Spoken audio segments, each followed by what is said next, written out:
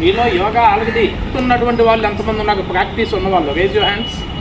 ఇది మీరు ఇప్పటిదాకా పెద్ద ప్రాక్టీస్ లేదు కాబట్టి యూట్యూబ్లో యోగా ఫర్ బిగినర్స్ అని కొట్టండి.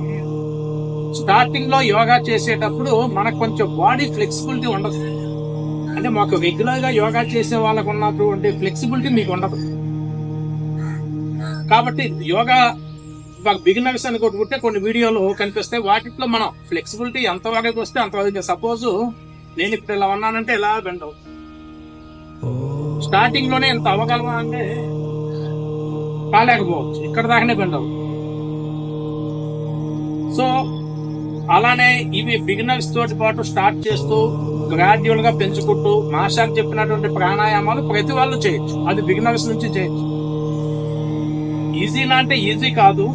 ఎగ్జాక్ట్ గా ఇన్హేల్ చేసి ఆ బ్రీత్ ని ఆపగలిగి స్లోగా వదలడం, అలానే మళ్ళీ ఇన్హేల్ చేసి మాక్సిమం నీ లంగ్ కెపాసిటీ పెరుగుతుంది. దానివల్ల నువ్వు మాక్సిమం ఇన్హేల్ చేసి హోల్డ్ చేయగలిగితే నీ లంగ్ కెపాసిటీ పెరుగుతుంది.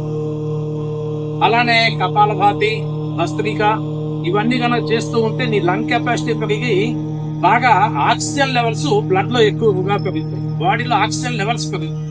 అంటే మనం రెగ్యులర్ గా బ్రీత్ చేసేటప్పుడు నార్మల్ గా చేస్తూ ఉంటాం.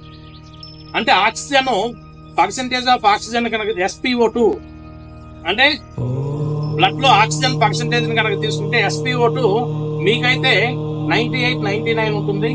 మాకైతే 96 to 98 మధ్యలో ఉంటుంది మా ఏజ్ లో.